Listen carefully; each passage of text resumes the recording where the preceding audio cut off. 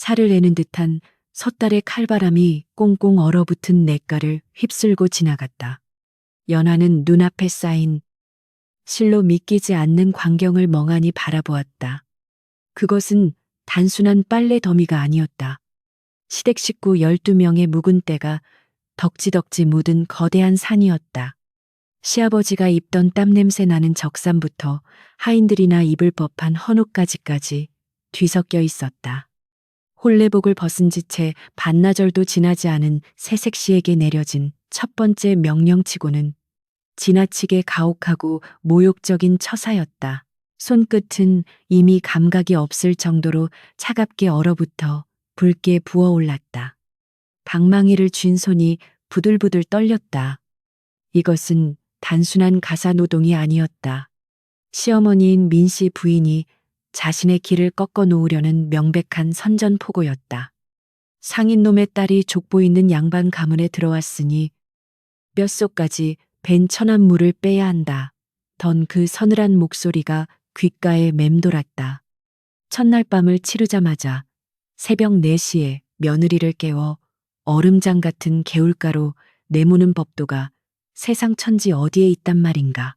그때 등 뒤에서 눈을 밟는 조심스러운 발자국 소리가 들려왔다. 연화가 고개를 돌리자 남편 선우가 엉거주춤한 자세로 서 있었다. 그는 아직 잠이 덜 깬 듯 부스스한 얼굴로 두꺼운 속옷을 껴입은 채 아내의 눈치를 살피고 있었다. 그의 손에는 따뜻한 화로조차 들려있지 않았고 그저 멀뚱히 서서 아내가 처한 이 기막힌 상황을 구경만 하고 있을 뿐이었다. 부인, 어머니께서 말씀하시길. 해가 중천에 뜨기 전까지 이 빨래를 다 마쳐야 아침상을 받을 수 있다고 하셨소. 선우가 기어 들어가는 목소리로 말했다. 그는 이 상황이 얼마나 부당한지 전혀 인지하지 못하는 눈치였다. 그저 어머니의 불호령이 무서워 전갈이나 하러 나온 모양새였다. 연화의 가슴 속에서 뜨거운 무언가가 치미는 것을 느꼈다. 그것은 실망감을 넘어선 분노였다. 연화는 빨랫감이 담긴 광주리를 내려다 보았다. 시누이들이 일부러 더럽힌 듯한 속옷들이 눈에 들어왔다. 이것을 손으로 비벼 빠는 순간 자신은 이 집안의 며느리가 아니라 돈 주고 사온 종년으로 전락할 것이 분명했다. 상인의 딸로 자라 귀하게 컸던 연하였다. 아버지는 그녀의 손에 물 한 방울 묻히지 않으려 애지중지 키웠다. 그런 그녀가 고작 이런 대접을 받으려 막대한 지참금을 들고 이 집에 온 것이 아니었다. 서방님, 연화가 낮고 차분한 목소리로 불렀다. 선우는 아내의 표정이 심상치 않음을 느끼고 뒷걸음질 쳤다. 왜 그러시오? 힘들면 내가 조금 거들어 주리다. 하지만 어머니가 아시면 경을 치실 텐데. 선우의 우유부단한 태도는 불난 집에 기름을 붓는 격이었다. 연화는 더 이상 참을 이유를 찾지 못했다. 그녀는 쥐고 있던 다듬이 방망이를 들어 올렸다. 이런 법도는 없습니다. 연화의 말은 단호했다. 그녀는 힘껏 팔을 휘둘러 쥐고 있던 방망이를 꽁꽁 언냇물 위로 집어던졌다. 풍덩하는 소리와 함께 얼음이 깨지며 방망이가 검푸른 물속으로 자취를 감췄다. 선우의 눈이 휘둥그레졌다. 부인 지금 무슨 짓을 하는 게요? 그것이 떠내려가면 당장 빨래는 어찌하고 빨래 따위는 하지 않을 겁니다. 연화는 치마를 걷어 올리며 자리에서 벌떡 일어났다. 그녀의 눈빛은 전에 없이 매서웠다. 이 집구석에서 순종적인 며느리로 살다가는 말라 죽거나 화병으로 죽거나 둘 중 하나일 것이 뻔했다. 그렇다면 차라리 미친년 소리를 듣는 편이 나았다. 그녀는 결심을 굳히고 남편을 향해 성큼성큼 다가갔다. 가시지요. 연화가 선우의 손목을 낚아챘다. 얌전한 새색시의 악력이라고는 믿기지 않을 만큼 강한 힘이었다. 선우는 당황하여 몸을 비틀었지만 연화의 손은 쇠고랑처럼 단단했다. 가다니 어디로 간단 말이오. 안채로 가서 어머니께 용서를 빌어야. 선우의 말은 끝을 맺지 못했다. 연화가 그를 거칠게 잡아 끌었기 때문이었다. 용서는 죄를 지은 사람이 비는 것입니다. 연화는 남편을 질질 끌다시피 하며 빨래터를 벗어났다. 댓돌 위에 놓인 집신이 눈에 들어왔지만 신을 새도 없었다. 그녀는 버선발로 눈길을 내달렸다. 차가운 눈의 감촉이 발바닥을 찔러왔지만 가슴 속에서 타오르는 분노에 비하면 아무것도 아니었다. 선우는 비명을 지르며 그녀의 뒤를 쫓아갈 수밖에 없었다. 대문을 지키던 늙은 하인이 두 사람을 보고 입을 딱 벌렸다. 머리는 산발을 하고 한복 치마는 흙탕물에 젖은 채 남편의 손목을 끌고 대문을 향해 돌진하는 며느리의 모습은 난생 처음 보는 광경이었다. 아, 아씨, 도련님, 지금 어디를 가십니까? 마님께서 아시면. 하인이 가로막으려 했지만 연화의 기세에 눌려 슬금슬금 뒷걸음질 쳤다. 비키거라. 연화가 일갈했다. 평소에 조신하던 목소리가 아니었다. 상단을 호령하던 아버지의 피가 그녀의 혈관 속에서 끓어오르고 있었다. 하인이 주춤하는 사이 연화는 선우를 데리고 대문을 박차고 나갔다.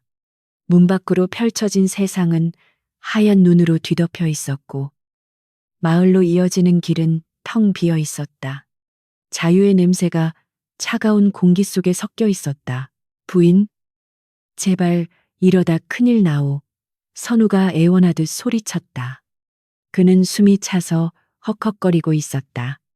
평생 책만 읽던 새님이라 연화의 걸음을 따라잡는 것조차 버거워 보였다. 그러나 연화는 멈추지 않았다.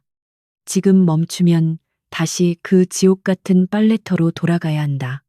그리고 평생 시어머니의 그림자 밑에서 노예처럼 살아야 할 것이다. 큰일은 이미 벌어졌습니다.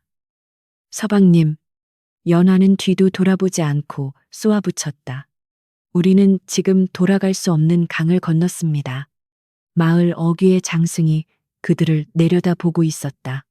이른 아침 밥을 짓던 마을 안악들이 담장 너머로 고개를 내밀고 수군거리는 소리가 들려왔다. 양반집 며느리가 혼례 다음날 남편을 끌고 도망친다는 소문은 삽시간에 퍼질 것이다. 선우는 울상이 되어 연화의 뒤를 따랐다. 그의 머릿속에는 어머니의 무시무시한 회초리와 가문의 체면 따위가 어지럽게 맴돌았다. 하지만 이상하게도 자신의 손목을 꽉 쥔 아내의 손에서 느껴지는 온기가 싫지만은 않았다. 그는 평생 누군가에게 이끌려 살아왔다. 어머니, 스승, 가문의 어른들. 하지만 이렇게 필사적으로 생명력을 가지고 자신을 이끄는 사람은 처음이었다. 마을을 벗어나 산길로 접어들자 찬바람이 더욱 거세졌다. 연화의 숨소리가 거칠어졌다.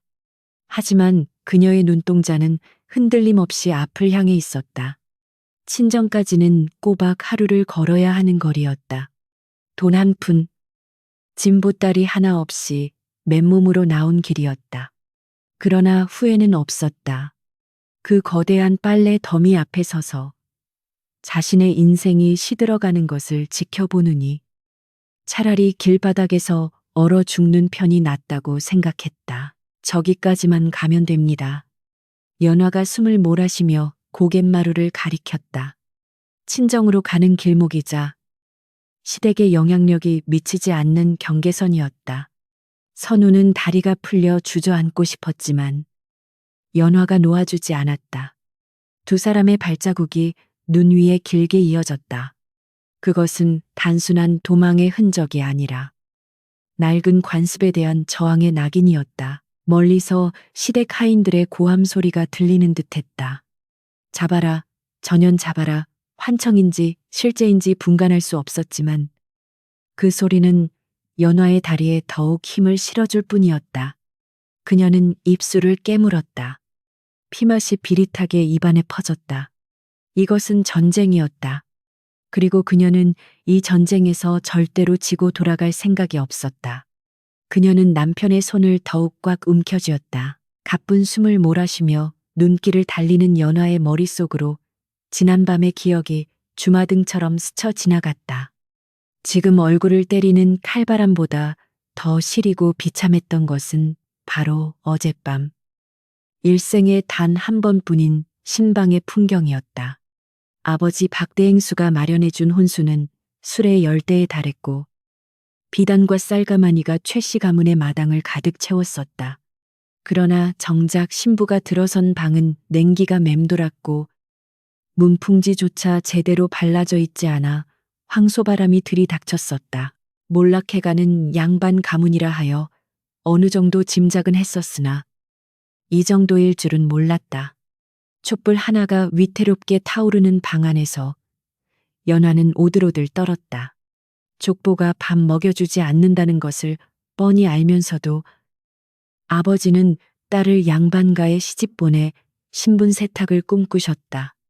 그 대가로 치른 지참금은 최진사 댁이 10년을 먹고 살 수 있는 거금이었다. 그러나 그들이 연화에게 내어준 자리는 차가운 아랫목뿐이었다. 남편 선우는 어떠했는가? 그는 심약하고 우유부단한 사내였다. 첫날 밤 신부의 옷고름을 풀기도 전에 그는 어머니께서 몸을 삼가라 하셨소라는 핑계를 대며 등 돌려 누워버렸다. 방 안의 냉기를 이기지 못해 웅크리고 자는 남편의 등을 보며 연화는 밤새 뜬 눈으로 천장을 바라보아야 했다. 사랑도 존중도 없는 이 차가운 방이 앞으로 자신이 평생 갇혀 살아야 할 감옥임을 직감했다. 그리고 새벽, 닭의 울기도 전인 인시인지였다. 단잠이 들락말락하던 찰나 신방 문이 거칠게 열렸다. 아직도 자빠져 자느냐? 앙칼진 목소리가 고요한 새벽 공기를 찢었다. 시어머니 민씨 부인이었다. 그녀는 하인을 대동하고 문턱에 서서 갓 시집온 며느리를 벌레 보듯 내려다보고 있었다. 예법을 따지기 좋아하는 양반가에서 신방문을 함부로 여는 것이야말로 무례의 극치였으나 그녀에게는 그런 상식 따위 통하지 않았다. 연화는 화들짝 놀라 이불을 여미며 일어났다. 어머니, 문안 인사도 아직. 말끝을 흐리는 연화의 말을 민씨 부인은 콧방귀로 잘라버렸다. 그녀는 연화의 고운 비단 저고리를 훑어보며 입꼬리를 비틀었다. 내년 몸에서 나는 천한 엽전 냄새가 진동을 하여 내가 잠을 잘 수가 없구나. 어디서 근본 없는 장사치 핏줄이 들어와 신성한 가문을 더럽히는 게냐. 그 말은 비수처럼 연화의 가슴에 꽂혔다. 단순히 출신을 비하하는 것을 넘어 연화라는 존재 자체를 부정하는 말이었다. 민씨 부인은 뒤에 선 하인에게 턱짓을 했다. 하인이 텐마루에 툭 던져놓은 것은 흙투성이 빨래 광줄이었다. 가서 썩 씻어 오너라. 네 그 더러운 상인의 때를 냇물에 박박 씻어내기 전에는 아침밥을 먹을 생각도 말거라. 그것은 며느리를 드리는 시어머니의 태도가 아니었다. 돈 주고 사온 노비에게나 할 법한 처사였다. 심지어 그 빨랫감 속에는 시아버지의 요강을 닦은 걸레까지 섞여 있었다. 연화는 그 순간 깨달았다. 이 혼인은 가문과 가문의 결합이 아니라 빚더미에 앉은 최씨 집안이 자신을 걸어 다니는 돈주머니이자 공짜로 부려먹을 종으로 들인 것에 불과하다는 것을 연화는 주먹을 꽉 쥐었다. 아버지가 평생을 바쳐 일군 재산으로 이런 대접을 사온 것인가. 그녀의 손은 귀한 약재와 비단만 만지며 자랐다. 그런데 이제 그 손으로 시댁 식구들의 오물을 닦아내야 한다는 말인가. 민씨 부인의 눈빛에는 일말의 미안함도 없었다. 오직 거만한 우월감만이 번들거리고 있었다. 너는 돈이 많아도 천한 산 것이고 우리는 가난해도 고귀한 양반이다라는 그 뒤틀린 자존심이 역겨웠다. 그 새벽 연화가 빨래터를 향해 걸어가며 했던 생각은 단 하나였다. 순종하면 죽는다. 이 집안에서 시키는 대로 고분고분하다가는 뼈골까지 빼먹히고 껍데기만 남아 버려질 것이 뻔했다. 빨래터에 도착해 산더미 같은 빨래를 마주했을 때 그녀의 인내심은 한계에 다다랐다. 이것은 시험이 아니라 모욕이었고 훈육이 아니라 학대였다. 다시 현재 눈길을 걷는 연하의 발걸음이 더욱 빨라졌다. 뒤따라오는 선우는 여전히 영문을 모르겠다는 표정으로 헐떡이고 있었다. 부인, 어머니가 화가 많이 나셨을 텐데 가서 빌면 용서해 주실 것이요. 선우의 징징거리는 소리가 귓가를 때렸다. 그는 아직도 어머니라는 거대한 그늘 아래서 벗어나지 못한 어린아이였다. 서방님, 연하는 달리던 발걸음을 멈추지 않고 차갑게 내뱉었다. 어머니는 화가 나신 게 아닙니다. 그분은 원래 그런 분이십니다. 선우는 그 말의 뜻을 이해하지 못한 듯 눈만 껌벅였다. 그는 평생 어머니의 말이 법인 줄 알고 살아왔기에 그 부당함을 인지할 능력조차 상실한 상태였다. 연하는 그런 남편이 가엾기도 하고 한심하기도 했다. 내가 양반집 규수가 아니라서 무시당하는 게 아닙니다. 그분은 그저 나를 밟고 싶으신 겁니다. 연하의 목소리에 물기가 어렸다. 하지만 그것은 슬픔의 눈물이 아니었다. 억울함과 분노가 뒤섞인 도끼였다. 그녀는 결코 어머니처럼 혹은 동네의 다른 며느리들처럼 참고 살 생각이 없었다. 참는 것은 미덕이 아니라 악을 키우는 걸음일 뿐이다. 바람이 거세지며 눈보라가 치기 시작했다. 하얀 눈이 두 사람의 머리 위로 쏟아져 내렸다. 마치 축복받지 못한 그들의 도피를 가리려는 듯했다. 연하는 옷깃을 여미며 결심을 굳혔다. 친정아버지가 어떤 표정을 지으실지 뻔했다. 양반 사위 얻었다고 동네방네 자랑하셨는데 하루 만에 소박 맞은 꼴로 돌아가니 말이다. 하지만 아버지는 장사꾼이셨다. 손해보는 장사는 절대 하지 않으시는 분이다. 연화는 확신했다. 딸이 겪은 이 기가 막힌 대우를 알게 되신다면 아버지 역시 가만히 계시지 않을 것이다. 최 씨 가문이 간과한 것이 있다면 상인들은 셈이 철저하다는 점이었다. 받은 만큼 돌려주는 것. 그것이 상도이였다. 멀리 고갯마루 너머로 친정 동네의 입구가 희미하게 보이기 시작했다. 다리가 천근만근 무거웠지만 연화는 선우의 손을 놓지 않았다.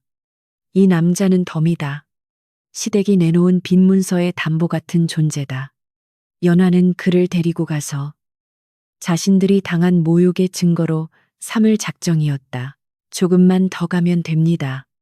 연화가 스스로에게 최면을 걸듯 중얼거렸다.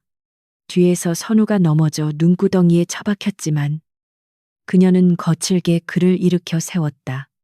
일어납시다. 여기서 멈추면 우리는 죽습니다. 그녀의 눈빛은 야수처럼 번뜩였다. 이제 얌전한 박진사의 딸 연화는 없었다.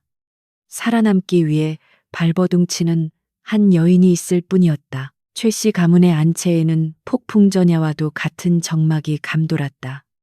해가 중천을 향해 솟아오르고 있었지만 아침상은커녕 숭늉 한 그릇도 들어오지 않았다. 민씨 부인은 화로 옆에 앉아 곰방대를 신경질적으로 두드렸다. 인연이 감히 시어미를 굶겨 죽일 작정인가. 그녀의 미간에는 깊은 주름이 패어 있었다. 며느리 연화가 빨래터로 나간 지 벌써 2시경 4시간이 지나고 있었다. 빨래가 아무리 많다 한들 밥 지을 시간조차 넘기는 것은 용납할 수 없는 태만이었다. 참다 못한 민씨 부인이 방문을 벌컥 열고 마당으로 나섰다. 걔 아무도 없느냐. 그녀의 앙칼진 고함 소리에 부엌에서 졸고 있던 어린 식모가 화들짝 놀라 뛰쳐나왔다. 아씨와 도련님은 어디 갔느냐. 빨래터에 가서 당장 잡아 끌고 오너라. 식모는 사시나무 떨듯 떨며 뒷걸음질 쳤다. 마, 마님, 아까 대문 지키던 김노인이 말하기를 두 분이 손을 잡고 마을 밖으로 뛰쳐나갔다고. 그 말을 듣는 순간 민 씨 부인의 눈이 뒤집혔다. 뭐라고 뛰쳐나가. 그녀는 대돌 아래로 맨발인 채 뛰어내려갔다. 믿을 수 없는 일이었다. 감히 시집 온 지 하루 된 며느리가 제 발로 집을 나가다니. 그것도 금지옥엽 같은 자신의 아들을 꿰어서 말이다. 그녀는 헛웃음을 흘렸다. 허허. 이것들이 쌍으로 미쳤구나. 상놈의 핏줄이라 근본을 속일 수 없다더니. 민씨 부인은 곧장 사랑채로 달려가 남편 최진사의 방문을 열어젖혔다. 그러나 술에 절어자고 있는 남편은 아무런 도움이 되지 않았다. 그녀는 입술을 깨물며 신방으로 들어갔다. 방 안은 텅 비어 있었고 예물함은 그대로였다. 다행히 폐물은 챙겨가지 않은 듯했다. 하지만 민씨 부인에게 중요한 것은 폐물보다 움직이는 금고인 며느리 그 자체였다. 연화가 친정으로 돌아가 입을 놀리는 순간 박대행수에게 빌린 막대한 빚 독촉이 시작될 것이 뻔했다. 구마나 민씨 부인은 목이 터져라 머슴 대장을 불렀다. 마당 쇠를 깎던 거구의 사내 구만이 헐레벌떡 뛰어왔다.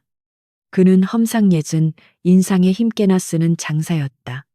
평소 소작료를 체납한 농민들을 두들겨 패는 역할을 도맡아 하던 자였다. 민씨 부인의 눈에는 살기가 번득였다.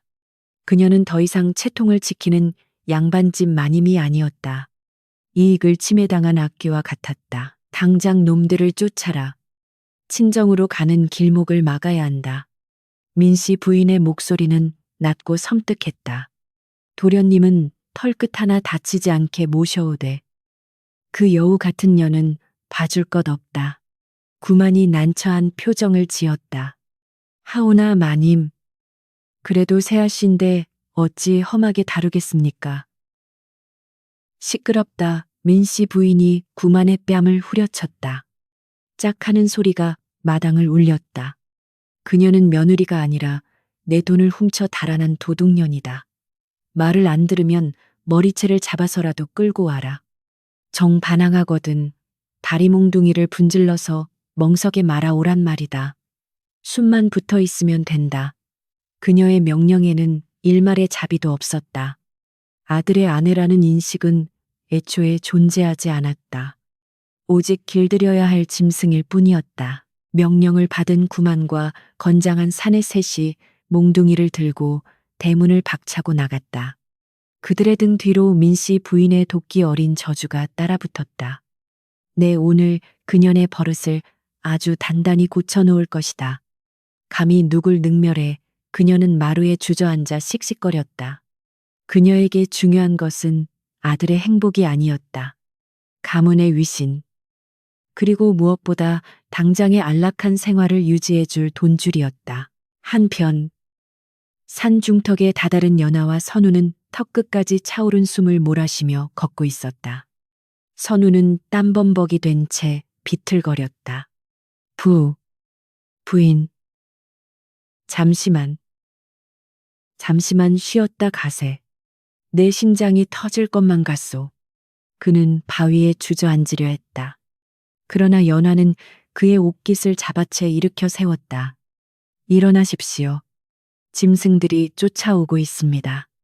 짐승이라니 어머니께서 사람을 보내셨다면 우리를 데리러 온 것일 텐데. 그리 겁먹을 필요 없소. 선우는 여전히 상황 파악을 못하고 있었다. 그는 어머니가 자신을 끔찍이 아끼니 설사 화가 나셨다 해도 달래면 그만이라고 착각하고 있었다. 그때였다. 산 아래쪽에서 거친 고함 소리와 함께 덤불을 헤치는 소리가 들려왔다. 저기 있다. 저기 도련님과 그년이 보인다. 구만의 굵직한 목소리가 메아리 쳤다. 연하는 본능적으로 선우를 잡아 끌어 벼락 밑 오목한 바위 틈새로 몸을 숨겼다. 쉿. 소리내지 마십시오. 연하가 선우의 입을 손으로 틀어 막았다. 선우는 눈을 동그랗게 뜨고 바들바들 떨었다. 추격자들의 발소리가 점점 가까워졌다. 이리 와 잡히면 가만 안 둔다. 사내들이 휘두르는 몽둥이가 나무줄기를 후려치는 소리가 들렸다. 그들은 정중히 모시러 온 하인들이 아니었다. 마치 산짐승을 사냥하러 온 사냥꾼들 같았다. 바위 틈새로 보이는 그들의 눈빛은 살기로 번들거렸다. 선우의 심장이 쿵쿵거리며 요동쳤다. 저들이 우리 집 하인들이란 말인가. 그때 바로 머리 위쪽 산길에서 구만의 목소리가 들려왔다. 야, 이놈들아. 똑바로 찾아 마님께서 말씀하셨다. 도련님은 건드리지 말고 그 상것의 년은 다리를 뿜질러서라도 잡아오라고 반항하면 기절시켜서 자루에 담아도 좋다고 하셨어. 그 말은 선우의 귀에 벼락처럼 꽂혔다. 어머니가 내 아내의 다리를 부러뜨리라고 하셨다고. 선우는 믿을 수가 없었다. 자신에게 늘 인자하고 고상했던 어머니였다. 비록 엄격하긴 했으나 천한 것들에게나 쓰는 폭력을 며느리에게 쓰라고 명령했을 리가 없었다. 그러나 구만의 목소리는 너무나 생생했다. 그년 잡아서 족치면 술값 넉넉히 주신다 했으니 눈에 불을 켜고 찾아 하인들의 킬킬거리는 웃음소리가 숲을 울렸다. 선우의 눈동자가 흔들렸다. 그동안 알고 있던 어머니의 자애로운 모습이 산산조각 나는 순간이었다. 그는 옆에 웅크린 연화를 바라보았다. 그녀는 이미 이 모든 것을 알고 있었다는 듯 담담하면서도 서글픈 눈으로 앞을 응시하고 있었다. 연화의 옷가지는 찢기고 손등은 긁혀 피가 맺혀 있었지만 그녀는 아픔조차 느끼지 못하는 듯했다. 들으셨습니까? 연화가 속삭였다. 그녀의 목소리는 건조했다. 이것이 서방님이 그토록 존경하던 가문의 실체입니다. 선우는 아무 말도 할 수가 없었다. 입안이 바짝 마르고 혀가 굳어버렸다. 자신이 멍청하게 어머니께 빌자고 했던 말이 얼마나 어리석었는지 뼈저리게 느껴졌다. 만약 연화의 말대로 도망치지 않고 돌아갔다면 저 몽둥이가 아내의 종아리를 찜질했을 것이다. 추격자들이 조금 더 위쪽으로 올라가는 소리가 들렸다. 기회였다. 연화는 선우의 손을 다시 꽉 잡았다. 지금입니다. 뛰어야 합니다. 이번에는 선우가 먼저 몸을 일으켰다.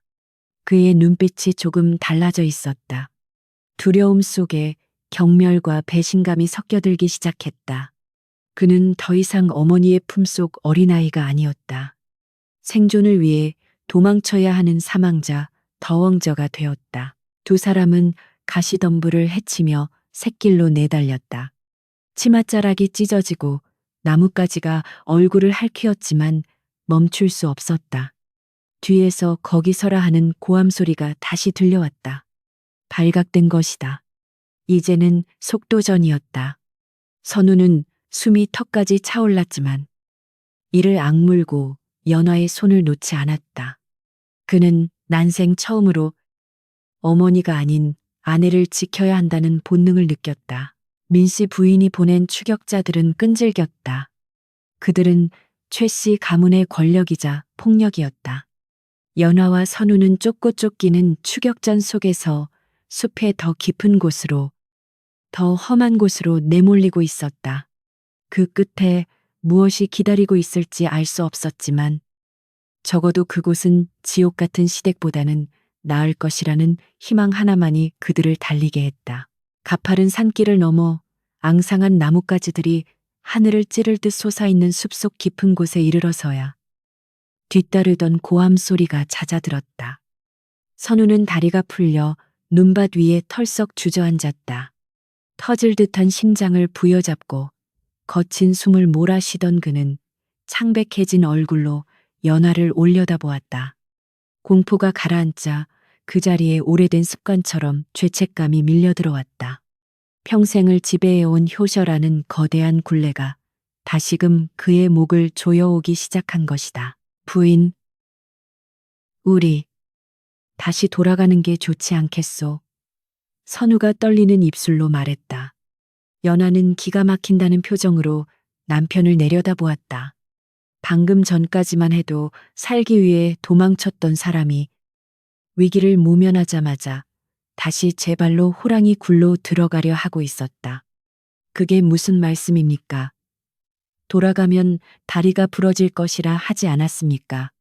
어머니께서 아무리 화가 나셨어도 내가 가서 무릎 꿇고 빌면 용서해 주실 것이요. 내가 모든 잘못을 뒤집어 쓰겠소. 부인은 내 강요에 못 이겨 따라 나선 것이라 하면. 선우의 눈빛은 간절했다. 그는 자신이 희생하면 모든 것이 해결될 것이라 믿고 있었다. 그것이 장남으로서, 자식으로서 응당해야 할 도리라고 배웠기 때문이었다. 자신의 고통으로 어머니의 분노를 잠재우는 것.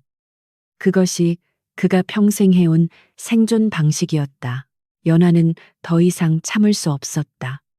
그녀는 선우의 멱살을 잡고 거칠게 일으켜 세웠다. 정신 차리십시오.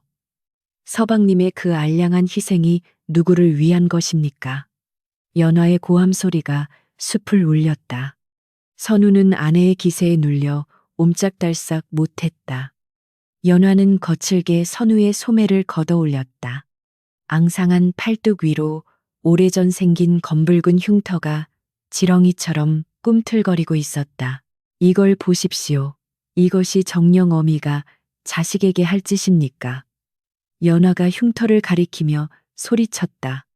그것은 선우가 12살 때 글을 읽다 졸았다는 이유로 민씨 부인이 뜨거운 인두를 들이대 생긴 상처였다. 선우는 황급히 소매를 내리려 했다. 이건 훈육이었소. 내가 부족해서가 아닙니다. 연화가 그의 손을 쳐냈다. 세상 어떤 어미가 자식이 부족하다고 살을 지집니까?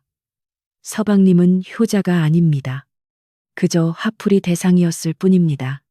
연하의 말은 잔인할 정도로 직설적이었다. 선우는 부정하고 싶었다.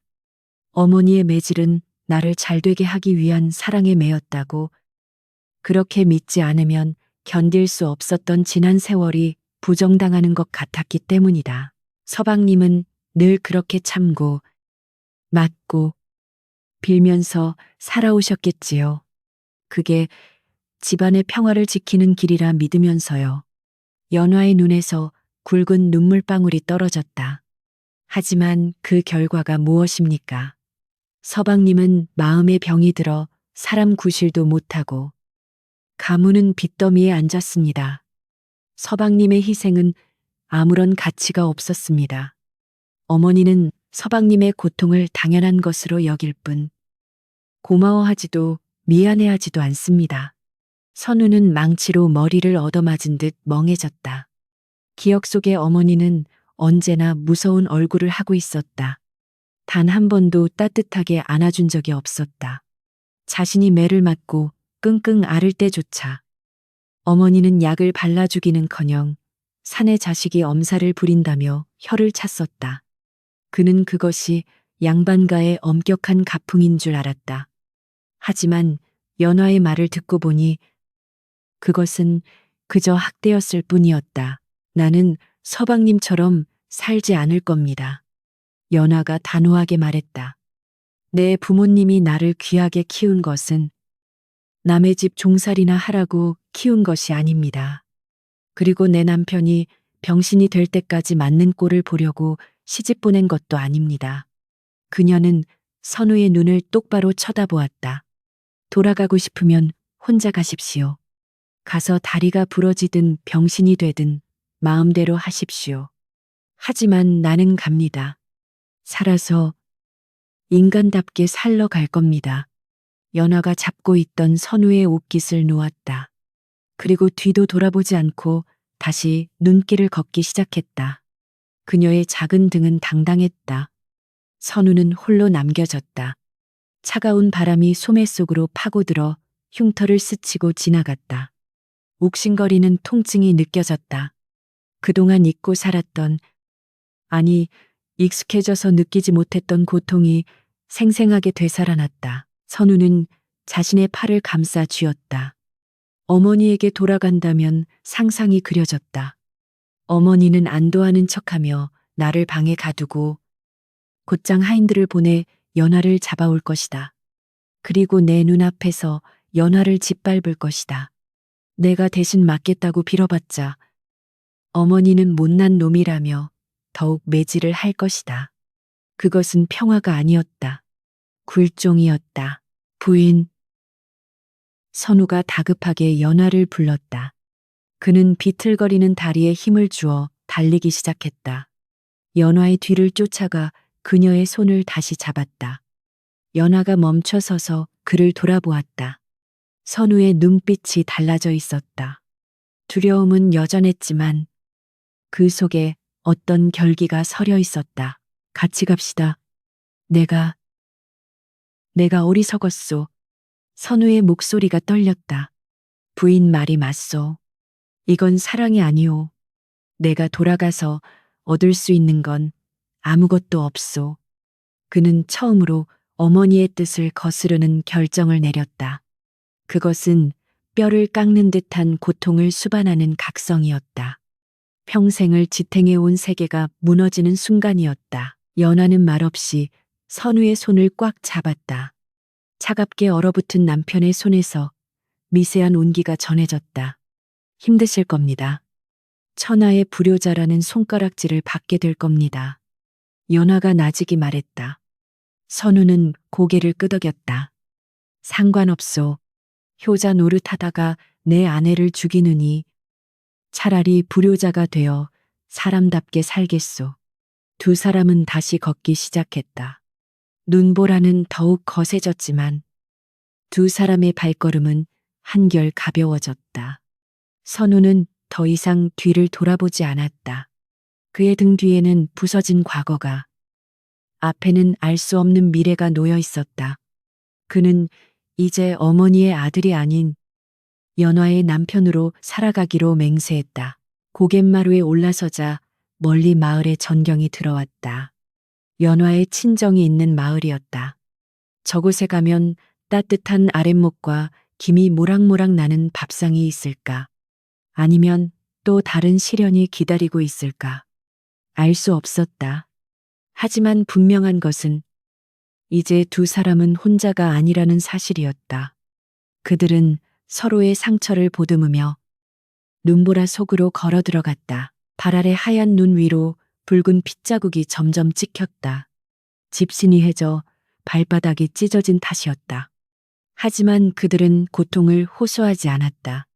지금 흘리는 이 피는 희생이 아니었다. 자유를 위한 대가였다.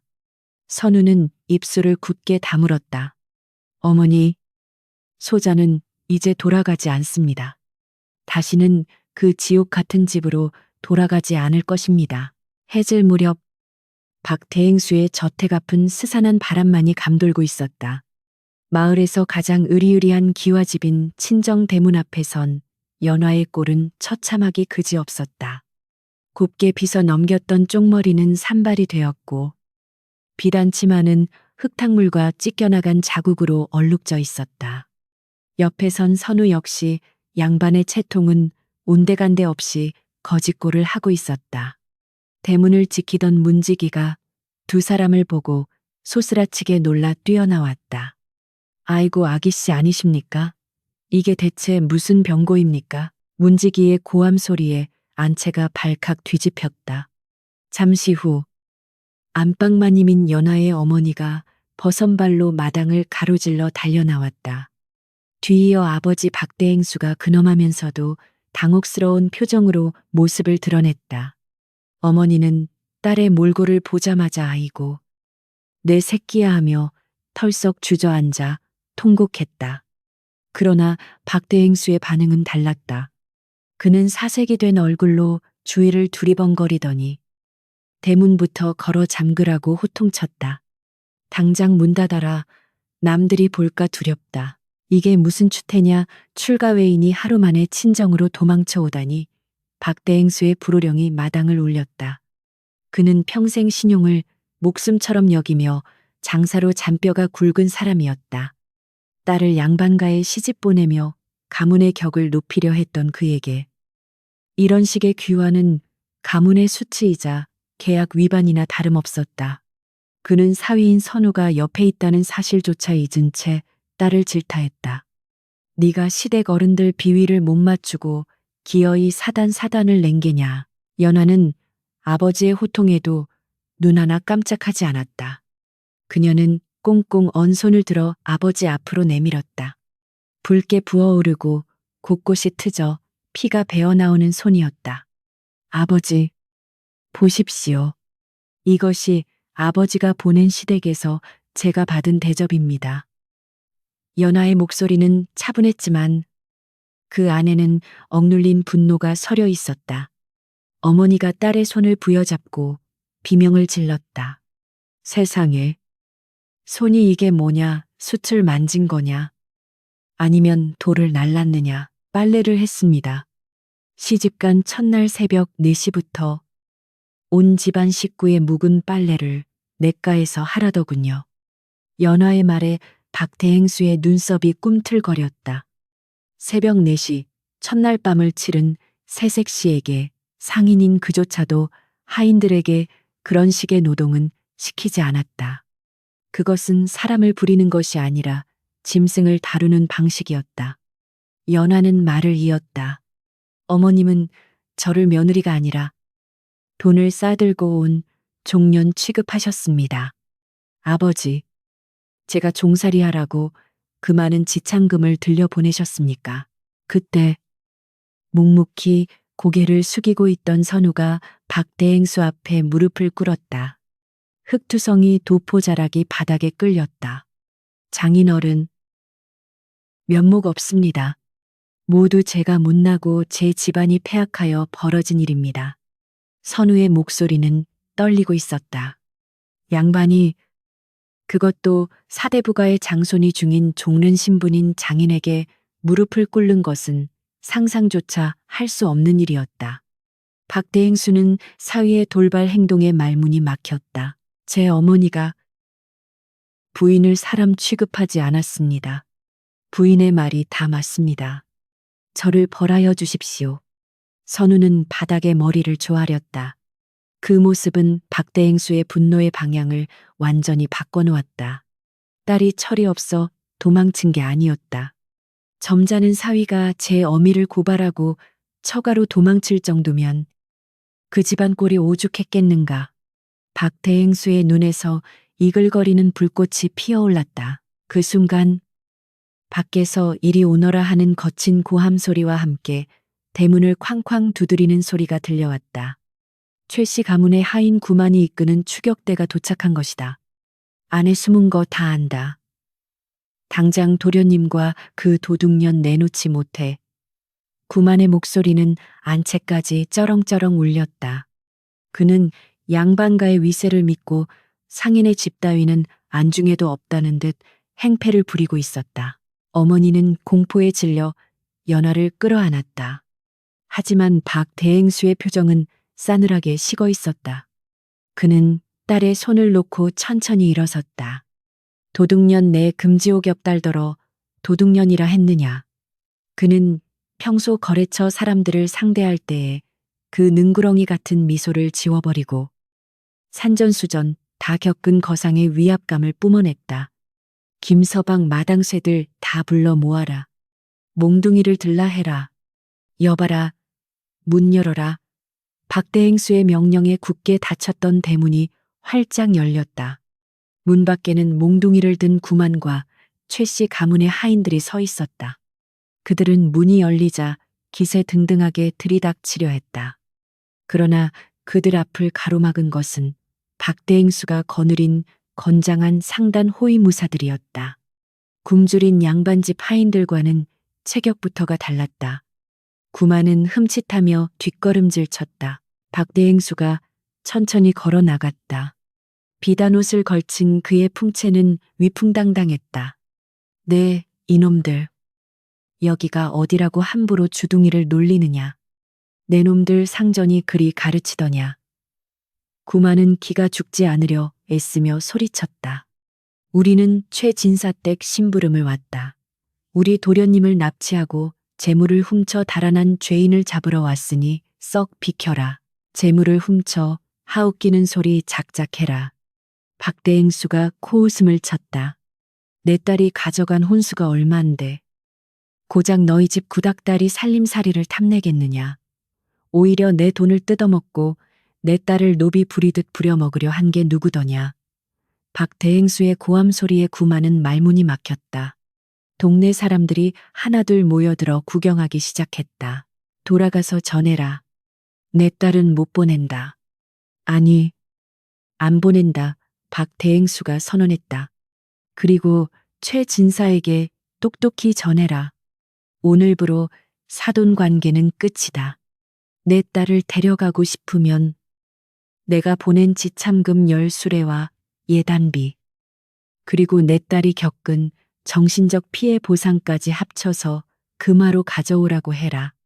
단 한 푼이라도 모자라면 관아에 고소할 것이니 그리 알아라. 구마는 당황했다.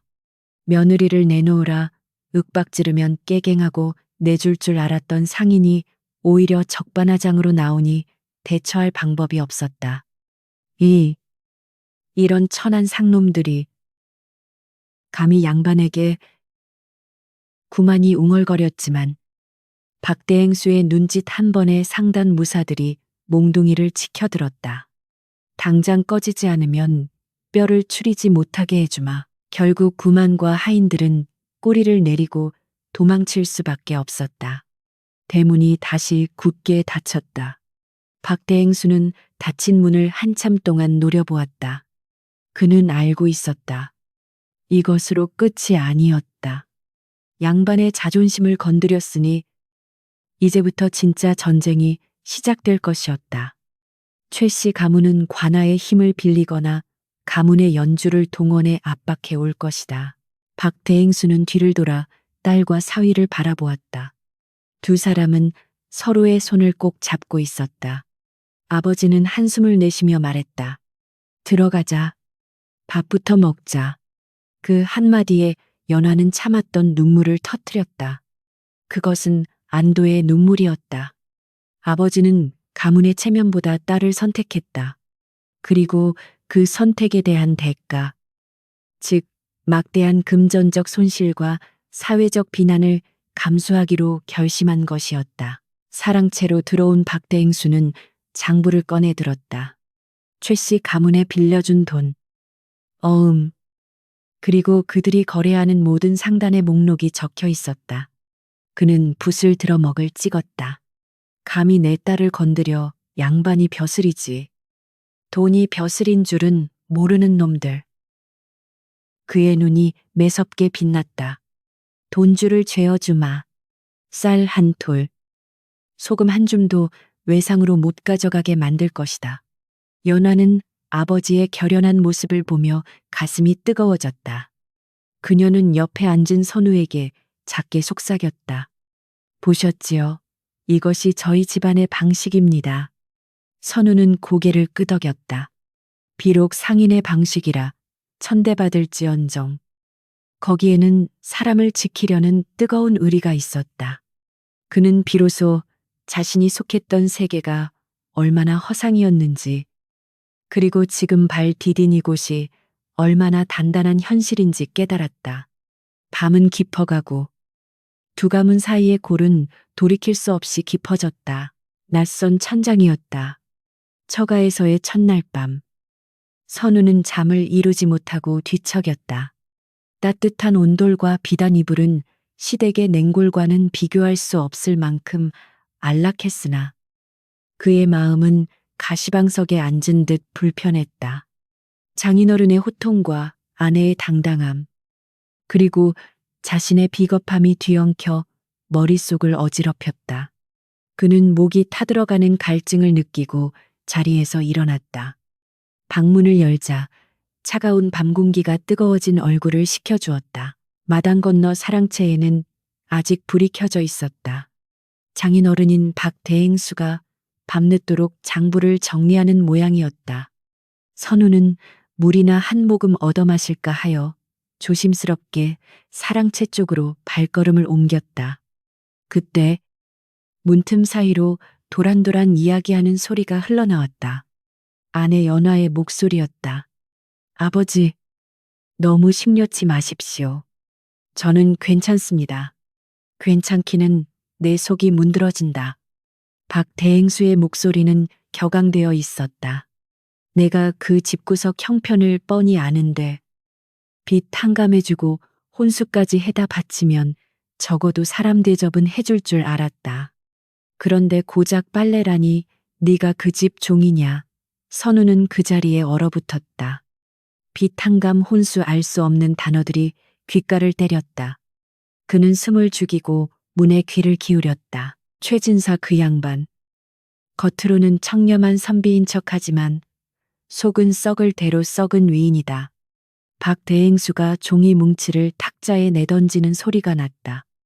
여기 이 차용증을 보아라. 그 집안이 내게 빌려간 돈이 원금만 5천냥이다. 이자까지 합치면 그 집 기와장 하나까지 다 팔아도 못 갚을 돈이야. 선우의 눈동자가 흔들렸다. 5천냥이라니 상상조차 할 수 없는 거금이었다. 너를 며느리로 달라고 했을 때 그들이 뭐라 했는지 아느냐. 가문의 영광을 나눠줄 테니 빚을 없던 걸로 하자고 했다. 뼈대 있는 가문의 딸을 시집 보내고 싶은 내 욕심이 너를 사지로 몰아넣었구나. 박대행수의 한탄 섞인 목소리가 이어졌다. 선우는 다리에 힘이 풀려 주저앉을 뻔했다. 자신의 혼인이 사랑이나 가문의 결합이 아닌 빚을 갚기 위한 매매혼이었다는 사실을 처음 알게 되었다. 더욱 충격적인 것은 어머니 민씨 부인의 태도였다. 그녀는 집안이 파산 직전이라는 사실을 누구보다 잘 알고 있었을 것이다. 며느리 연화가 빚쟁이의 딸이 아니라 사실상 집안의 생사 여탈권을 쥔 채권자라는 사실도 알았을 것이다. 그런데도 어머니는 그토록 오만하게 굴었다. 가난한 양반이라는 자존심 하나로 자신들을 먹여 살려줄 은인에게 모욕을 주고 학대를 가한 것이다. 선우가 평생 믿어왔던 세계가 와르르 무너져 내렸다. 그는 어머니가 엄격하지만 기품 있는 양반이라고 믿었다. 비록 가세는 기울었으나 선비의 지조를 지키며 산다고 생각했다. 하지만 실상은 남의 돈을 떼먹고 그 대가로 아들을 팔아넘긴 파렴치 안에 불과했다. 양반의 핏줄 운운하며 연하를 천대하던 어머니의 모습이 떠올라 구역질이 치밀어 올랐다. 어머니는 알고 계셨던 겁니까? 선우도 모르게 입 밖으로 소리가 새어나왔다. 방문이 벌컥 열렸다. 방 안에 두 사람이 놀란 눈으로 문 밖에 선우를 바라보았다. 선우는 창백한 얼굴로 문지방을 넘었다. 탁자 위에는 붉은 도장이 찍힌 낡은 차용증들이 수북이 쌓여 있었다. 그 종이 조각들이 바로 최 씨 가문의 앙상한 실체였다. 서방님. 연화가 당황하며 일어섰다. 선우는 떨리는 손으로 차용증 하나를 집어들었다. 아버지 최진사의 필체가 선명했다. 쌀, 비단, 심지어 제사상에 올릴 제수용품까지 외상으로 가져다 쓴 기록이 빼곡했다. 선우는 허탈한 웃음을 흘렸다. 하하. 우리는 거지였군요. 아니, 거지보다 못한 도둑놈들이었습니다. 박대행수는 헛기침을 하며 시선을 돌렸다. 사위의 자존심을 짓밟고 싶지는 않았던 모양이다. 하지만 선우에게는 오히려 그 배려가 더 비참하게 느껴졌다. 장인어른, 이 모든 것이 사실입니까? 제 어머니가 빚 대신 저를 장가보낸 것입니까? 선우가 물었다. 그의 눈에는 물기가 가득했지만 목소리는 전에 없이 차가웠다. 자네를 탓하려던 것은 아니네. 박대행수가 조심스럽게 입을 열었다. 자네 부모의 욕심이 과했을 뿐 자네는 아무것도 모르지 않았나. 선우는 고개를 저었다. 모른 것이 죄입니다. 집안이 어찌 돌아가는지도 모르고 그저 글공부나 하며 어머니가 차려주는 밥이나 축내고 살았습니다. 그 밥이 아내의 고열을 짜내 만든 것인 줄도 모르고 말입니다. 선우의 가슴 속에서 마지막 남은 효셔의 끈이 툭 하고 끊어졌다. 어머니는 자신을 사랑한 것이 아니었다. 자신은 그저 가문의 빚을 갚기 위한 담보물이었고 어머니의 허영심을 채워줄 도구에 불과했다. 어머니가 며느리에게 빨래를 시키고 모욕을 준 것은 자신의 비굴한 처지를 감추기 위한 발악이었던 것이다. 부인, 선우가 연화를 바라보았다. 미안하오. 정말 미안하오. 내 집안이 부인에게 씻을 수 없는 죄를 지었소. 그는 연화 앞에 무릎을 꿇으려 했다. 연화가 황급히 그를 붙잡았다. 이러지 마십시오. 서방님, 서방님의 잘못이 아닙니다. 하지만 선우는 완강했다. 그의 눈빛에서 유약함이 사라지고 있었다. 아니오. 이제부터 바로 잡을 것이오. 선우는 탁자 위에 차용증을 움켜쥐었다. 종이가 구겨지는 소리가 방 안을 채웠다. 장인어른, 이 빈문서를 제게 잠시 맡겨주실 수 있겠습니까? 박대행수와 연화가 의아한 표정으로 그를 쳐다보았다. 선우의 표정은 결연했다. 그는 더 이상 어머니의 착한 아들이 아니었다. 제가 해결하겠습니다. 어머니가 저지른 죄, 그리고 우리 가문이 부인에게 저지른 폐악질. 제가 결자이지하겠습니다. 선우의 목소리에 힘이 실렸다. 그는 이제야 자신이 무엇을 해야 할지 분명히 알게 되었다. 맹목적인 효도가 아니라 진정한 정의를 세우는 것. 그것이 사람의 도리였다. 박대행수는 사위의 눈을 한참 동안 응시하다가 묵묵히 고개를 끄덕였다. 자네를 믿어보겠네. 하지만 명심하게 상대는 자네를 낳아준 어머니일세. 선우는 씁쓸하게 미소 지었다. 어머니이기 전에 제 아내를 핍박하고 남의 재물을 탐한 죄인입니다. 사사로운 정에 이끌려 대의를 그르치지 않을 것입니다. 선우는 차용증을 품에 넣고 방을 나섰다. 밤하늘에는 차가운 달이 걸려 있었다. 어제까지만 해도 저 달을 보며 어머니의 만수무강을 빌었었다. 하지만 오늘 밤 선우는 저 달을 보며 다짐했다. 내일 해가 뜨면 자신은 가문의 수치스러운 진실을 밝히고 모든 것을 제자리로 돌려놓을 것이다. 그의 발걸음은 무거웠지만 더 이상 비틀거리지 않았다. 진실은 아팠지만 그를 자유롭게 했다. 이제 그에게 남은 것은 최 씨 가문의 장남이라는 허울이 아니라 한 여자의 남편이라는 책임감뿐이었다. 폭풍이 다가오고 있었다. 그리고 선우는 그 폭풍의 한가운데로 걸어 들어갈 준비를 마쳤다. 소문은 발 없는 말이 되어 천리를 갔다. 아니, 민씨 부인이 작정하고 퍼뜨린 독설은 삽시간에 고을 전체를 뒤덮었다. 장터의 아낙네들과 우물가의 빨래터, 심지어 관아의 이방들 사이에서도 최 씨 가문의 며느리 이야기가 오르내렸다. 글쎄, 그 상인집 딸이 혼수에 간 게 아까워서 서방을 깨워 야반도주를 했다지 뭔가. 아니라네. 원래 숨겨둔 정인 직른이 있었는데 신혼 첫날 밤에 들통나서 도망친 거라더군. 말은 보태지고 부풀려져. 연화는 천하에 둘도 없는 부도덕한 여인이 되어 있었다. 민씨 부인의 전략은 교활했다. 며느리에게 칠거지하게 누명을 씌워 사회적으로 매장함으로써 견디다 못한 박대행수가 제 발로 찾아와 빌게 만들 심산이었다. 그녀는 대청마루에 앉아 짐짓 비통한 표정을 지으며 조문객을 맞이하듯 동네 사람들에게 하소연했다. 내 아들이 그 여우 같은 년에게 홀려 집을 나갔으니 이 애미 가슴이 숫덩이가 되었네. 가문의 법도를 어지럽힌 죄를 어찌 다 묻겠는가. 사람들은 혀를 차며 그녀를 위로했고 박대행수의 집을 향해 손가락질을 해댔다. 이 소식을 들은 선우는 분기탱천하여 자리를 박차고 일어났다. 어머니가 해도 해도 너무하십니다. 내 당장 가서 사람들 앞에서 진실을 밝히겠소. 그의 얼굴은 붉게 상기되어 있었다. 그러나 연화는 차분하게 차를 따르며 남편을 제지했다. 앉으십시오. 서방님, 짖는 개를 향해 마주치져 봐야 시끄러워질 뿐입니다. 그녀의 목소리는 서늘할 정도로 침착했다. 연화의 눈빛은 상인의 딸답게 계산적이고 냉철하게 빛나고 있었다.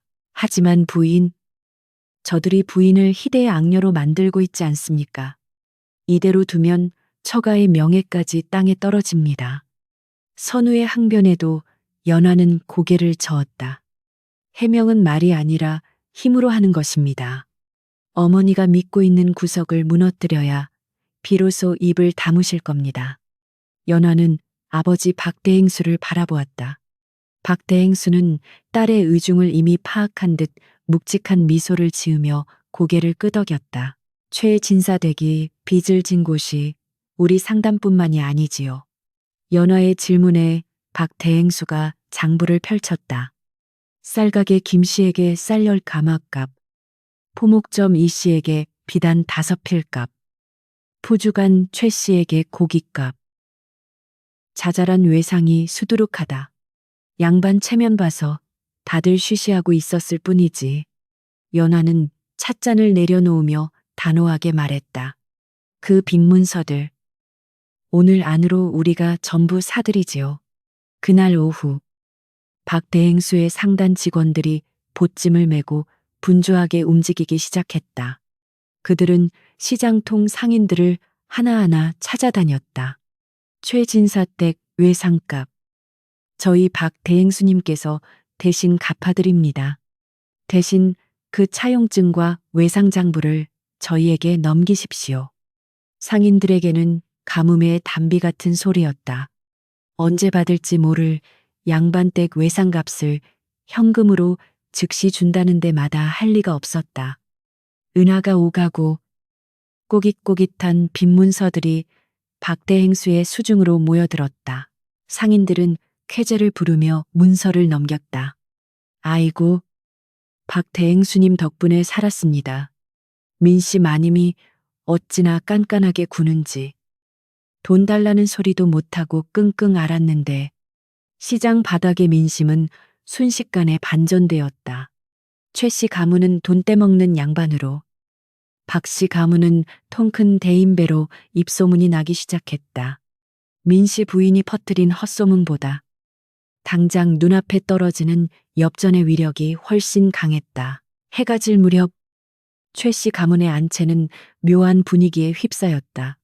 저녁상을 차려야 할 시간인데 쌀독이 비어 있었다. 식모가 쭈뼛거리며 민씨 부인에게 고했다. 마님, 쌀가게에 가서 외상을 달라고 했더니 더 이상은 안 된다고 합니다. 민씨 부인은 눈썹을 치켜 세웠다. 뭐라 감히 내 집에 외상을 안 줘. 내가 누군지 잊었단 말이냐. 민씨 부인은 씩씩거리며 직접 하인을 대동하고 시장으로 나섰다. 본때를 보여주려 함이었다. 푸주간에 들러 고기를 주문하자. 백정이 난처한 표정으로 고개를 저었다. 마님, 죄송하지만 현금을 가져오셔야 합니다. 외상 장부는 이미 박대행수 댁으로 넘어갔습니다요. 민씨 부인은 자신의 귀를 의심했다. 뭐라고 박가놈에게 넘어갔다고. 포목점에서도 유기전에서도 마찬가지였다. 가는 곳마다 문전박대를 당했다. 이제 최진사댁 빚의 주인은 박대행수님입니다. 저희는 권한이 없습니다. 상인들의 태도는 싸늘했다. 예전처럼 굽실거리지 않았다. 그들의 뒤에는 이제 든든한 박대행수가 버티고 있었기 때문이다. 민씨 부인은 거리 한복판에서 얼굴이 화끈거림을 느꼈다. 평생 느껴본 적 없는 수치심과 공포가 엄습했다. 그것은 단순한 망신이 아니었다. 경제적 고립이었다. 당장 오늘 저녁에 귓감조차 구할 수 없게 된 것이다. 민씨 부인은 그제야 사태의 심각성을 깨달았다. 자신이 며느리를 쫓아내고 욕을 보인 대가로 생명줄이 끊겨버린 셈이었다. 그녀의 권위와 품위는 남의 돈 위에 지어진 모래성이나 다름없었다는 사실이 뼈저리게 다가왔다. 집으로 돌아온 민씨 부인은 마루에 주저앉았다. 텅 빈 쌀뚝과 차가운 아궁이가 그녀를 비웃는 듯했다. 남편 최진사는 술이 떨어졌다며 고래고래 소리를 지르고 있었다. 여편네가 살림을 어찌하는 거야. 술 받아오라니까. 그 소리는 민씨 부인의 신경을 날카롭게 긁어댔다. 그녀는 떨리는 손으로 가슴을 움켜쥐었다. 숨이 막혀왔다. 한편 박대행수의 사랑채에는 수십 장의 차용증이 산더미처럼 쌓여 있었다. 선우는 그 엄청난 양의 빈문서를 보며 혀를 내둘렀다. 이 정도일 줄은 몰랐습니다. 가문의 기둥뿌리까지 썩어 있었군요. 연화는 차갑게 식은 눈으로 그 종이 무더기를 바라보았다. 이제 시작입니다. 어머니는 내일 아침이면 더 큰 절망을 맛보게 되실 겁니다. 연화의 말대로였다. 민씨 부인이 가진 것은 허울 좋은 양반 간판뿐이었고 연화가 쥔 것은 실질적인 힘이었다. 권력의 천층은 이미 기울어졌다. 민씨 부인이 며느리를 돈주머니로만 보고 인격을 무시했을 때 그녀는 자신이 쥔 칼자루가 사실은 칼날이었다는 것을 몰랐던 것이다. 이제 그 칼날이 주인의 손을 베기 시작했다. 밤이 깊어갈수록 최 씨 가문의 저택은 어둠과 추위에 잠겼다. 기름이 떨어져 등불조차 켤 수 없었다.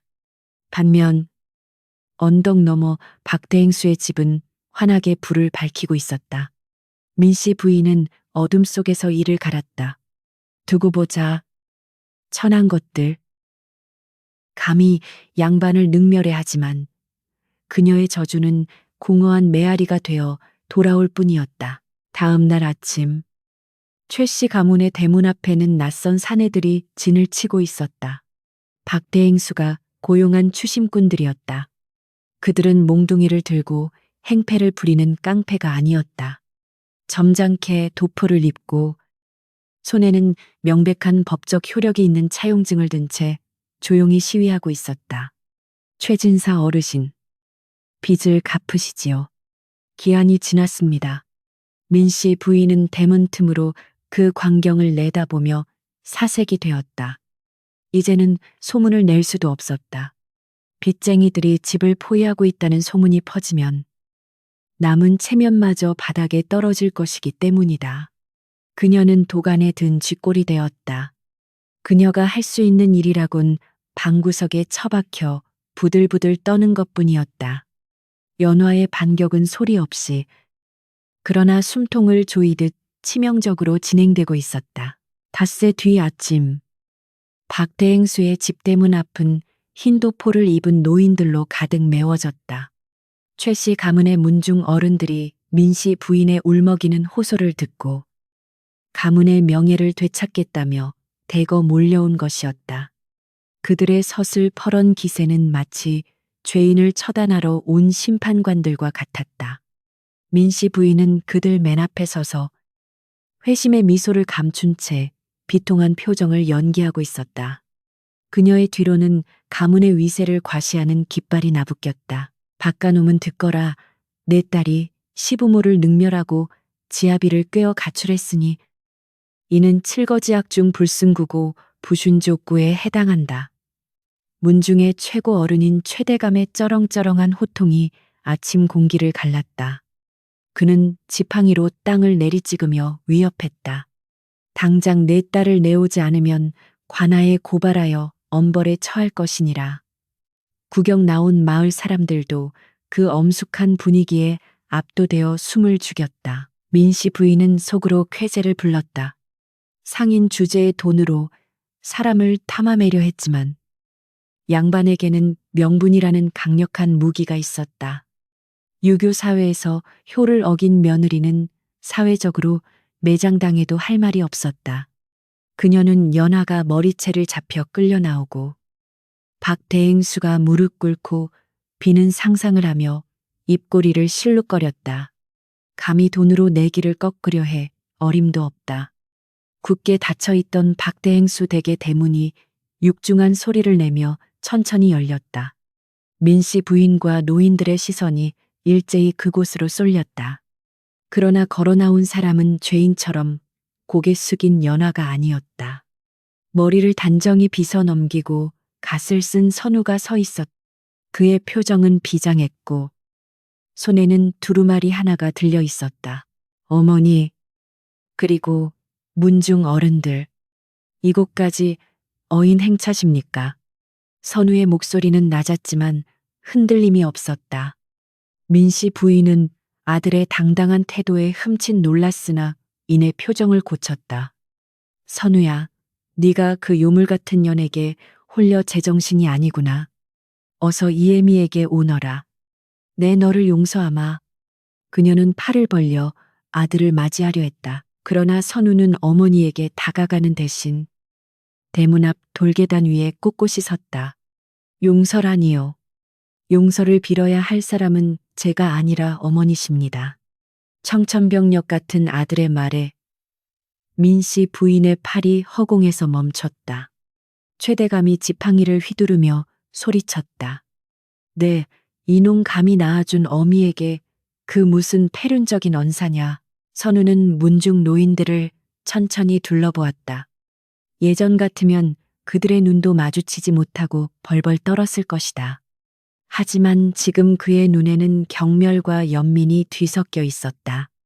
어르신들은 이 혼인의 실체를 아십니까? 선우가 손에 들고 있던 두루마리를 펼쳤다. 그것은 연화가 사들인 최 씨 가문의 빈 문서들이었다. 여기 적힌 것은 우리 가문이 박대행수 댁의 진빈 목록입니다. 그리고 이것은 선우가 또 다른 문서를 꺼내 들었다. 어머니가 혼수 명목으로 요구한 금품 목록입니다. 이것은 혼인이 아니라 인신매매였습니다. 가문의 빚을 탕감받기 위해 저를 팔아넘긴 것입니다. 선우의 폭탄 발언에 좌중이 술렁거렸다. 노인들은 서로의 얼굴을 쳐다보며 수군거렸다. 거짓말이다. 저놈이 미쳐서 헛소리를 하는구나 민씨. 부인이 악을 쓰며 달려들려 했다. 하지만 선우는 물러서지 않았다. 거짓이라니요. 여기 아버지의 수결 서명이 찍힌 차용증이 수십 장입니다. 선우는 문서를 노인들 앞에 던지듯 펼쳐 보였다. 종이 위에는 최진사의 도장이 선명하게 찍혀 있었다. 최대감이 떨리는 손으로 문서를 집어들었다. 쌀, 비단, 술, 고기. 심지어 도박 빚까지 적혀 있었다. 명문가라 자부하던 최 씨 가문의 추악한 민낯이 백일하에 드러나는 순간이었다. 최대감의 얼굴이 불그락 푸르락 변했다. 이것이 사실이냐? 자식을 담보로 돈을 빌려 쓰고 며느리를 종처럼 부렸단 말이냐? 민씨 부인은 사색이 되어 뒷걸음질 쳤다. 아, 아닙니다. 다 모함입니다. 저 산 것들이 문서를 조작한 것입니다. 그녀의 변명은 구차했다. 이미 증거는 명백했고 아들인 선우가 증인으로 서 있었다. 사람들의 눈빛이 경멸로 바뀌었다. 며느리 탓을 하며 동네방네 떠들고 다니던 것이 실은 자신들의 치부를 가리기 위한 쇼였음이 드러난 것이다. 선우는 비통한 표정으로 어머니를 바라보았다. 어머니는 며느리가 예의를 모른다 탓하셨지요. 하지만 진정으로 예의를 모르는 것은 우리 집안이었습니다. 은혜를 원수로 갚고 사람을 도구로 취급하는 것이 양반의 법도입니까? 선우의 일갈은 민씨 부인의 가슴에 비수처럼 꽂혔다. 그녀는 아무 말도 하지 못하고 입술만 파르르 떨었다. 저는 오늘부로 최 씨 가문의 장남 자리를 내려놓겠습니다. 선우의 선언에 장내가 얼어붙었다. 부모의 빚을 자식이 갚는 것이 도리라 하나 사람의 도리마저 저버린 부모를 따를 수는 없습니다. 저는 족보에서 제 이름을 파내겠습니다. 더 이상 부끄러운 최 씨 가문의 자손으로 살지 않겠습니다. 그것은 단순한 가출 선언이 아니었다. 조선 사회에서 가장 중요한 가치인 혈연을 끊겠다는 충격적인 선언이었다. 민씨 부인은 다리에 힘이 풀려 그 자리에 주저앉았다. 안 된다. 안 돼. 네가 없으면 재산은 누가 모시고 대는 누가 있느냐. 그녀는 땅을 치며 통곡했다. 하지만 그녀가 슬퍼하는 것은 아들을 잃어서가 아니라 자신의 노후와 제사상이 사라진다는 사실 때문이었다. 선우는 싸늘하게 어머니를 내려다보았다. 제사상이 걱정되십니까? 며느리에게 밥 한 끼 제대로 먹이지 않은 분이 조상님 밥상은 챙기고 싶으셨습니까? 그의 말에는 더 이상 온기가 없었다. 그는 몸을 돌려 박대행수 댁 대문 안으로 들어서려 했다. 그 뒷모습은 그 어느 때보다 단단하고 커 보였다. 이놈아, 돌아와라. 네가 어미를 버리고 천벌을 면할 줄 아느냐. 민씨, 부인의 절규가 메아리 쳤지만 선우는 뒤돌아보지 않았다. 문중 노인들은 혀를 차며 하나둘 자리를 떴다. 망신도 이런 개망신이 없었다. 그들은 민씨 부인을 향해 가문의 수치라며 손가락질을 했다. 대문 안쪽에서 이 모든 광경을 지켜보던 연화가 선우를 맞이했다. 그녀의 눈가에 눈물이 고여 있었다. 남편이 감당해야 했을 고통과 결단의 무게를 알기 때문이었다. 선우는 연화의 손을 잡았다. 그의 손은 떨리고 있었지만 맞잡은 두 손의 온기는 뜨거웠다. 끝났소. 이제 나는 아무것도 가진 게 없는 빈털터리요. 연화는 고개를 저으며 미소 지었다. 아니요. 서방님은 오늘 가장 큰 것을 얻으셨습니다. 바로 서방님 자신입니다. 두 사람은 굳게 닫히는 대문을 바라보았다. 문 밖에서는 여전히 민씨 부인의 통곡 소리가 들려왔지만 그 소리는 점점 멀어지는 과거의 잔재처럼 느껴졌다. 그날 최 씨 가문은 사실상 멸문지화나 다름없는 타격을 입었다. 명예는 땅에 떨어졌고 빚더미는 그대로 남았으며 유일한 희망이었던 장남마저 떠나버렸다. 민씨 부인은 흙바닥에 엎드려 자신의 오만함이 불러온 파국을 뼈저리게 후회했지만 이미 엎질은 물이었다. 정의의 심판은 법정이 아닌 아들의 입을 통해 가장 아프게 내려졌다. 최 씨 가문의 몰락은 순식간이었다. 박 대행수가 본격적으로 채권 추심을 시작하자 그동안 쉬쉬하며 양반의 체면을 봐주던 다른 빚쟁이들까지 득달같이 달려들었다. 결국 최 진사는 조상 대대로 내려오던 고택과 문전옥답을 모두 팔아치워야 했다. 소슬대문 위에는 매매 마이마라고 적힌 종이가 을씨년스럽게 나부꼈고 집안의 세간살이들이 하나둘씩 밖으로 실려나갔다. 마을 사람들은 한때 떵떵거리던 양반가의 비참한 말로를 혀를 차며 지켜보았다. 그것은 오만함이 불러온 필연적인 인과응보였다. 민씨 부인은 초라한 무명천 저고리를 입고 멍하니 마당에 서 있었다. 화려했던 비단옷과 폐물은 빚잔치에 다 넘어갔고 그녀에게 남은 것은 늙고 병든 남편과 초라한 보찜 하나뿐이었다. 그녀는 이 모든 사단이 며느리 탓이라며 고래고래 소리를 지르고 싶었지만 이제는 그럴 기력조차 남아있지 않았다. 그녀가 그토록 멸시했던 돈이 없으니 그녀의 양반 자존심은 똥만도 못한 것이 되어버렸다. 그녀는 고향 산골에 다 쓰러져가는 초가집으로 쫓겨나듯 떠나야 했다. 떠나는 우마차 위에서 민씨 부인은 멀리 박대행수의 집을 노려보았다. 도끼 어린 눈빛이었지만 그 안에는 깊은 회한과 공포가 서려 있었다. 자신이 내친 아들 선우가 그곳에 있었다. 하지만 아들은 어머니를 배웅하러 나오지 않았다. 그것은 철저한 단절이었다. 우마차 바퀴가 덜컹거리며 마을 어귀를 돌아나갈 때 민씨 부인은 끝내 참았던 울음을 터뜨렸다. 가문의 영광도 아들의 효도도 모두 신기루처럼 사라져버린 뒤였다. 한편 박대행수의 상단 사무실에서는 선우가 낯선 물건과 씨름하고 있었다. 그의 앞에는 논어와 맹자 대신 닳고 다른 주판 하나가 놓여 있었다. 선우는 어색한 손놀림으로 주판알을 튕겼다. 평생 붓만 잡았던 고운 손가락은 투박한 주판알에 자꾸만 미끄러졌다. 서방님, 셈이 틀렸습니다. 다시 해보세요. 옆에서 지켜보던 연하가 단호하게 지적했다. 그녀는 남편을 가르치는 스승이자 엄격한 감독관이었다. 선우는 한숨을 내쉬며 이마에 땀을 닦았다. 갓을 벗고 소매가 좁은 상인의 옷을 입은 자신의 모습이 거울에 비칠 때마다 낯설기 그지없었다. 며칠 전까지만 해도 사서삼경을 읊던 선비가 이제는 쌀 시세와 비단 가격을 외우고 있었다. 자존심이 상할 법도 했지만 선우는 묵묵히 다시 주판알을 튕겼다. 공자왈, 맹자왈 하는 소리가 배를 불려주지 않는다는 것을 뼈저리게 깨달았기 때문이었다. 힘드십니까? 연하가 물 한 그릇을 건네며 물었다. 선우는 고개를 저으며 씁쓸하게 웃었다. 힘들지 않다면 거짓말이겠지. 허나 마음만은 편하오.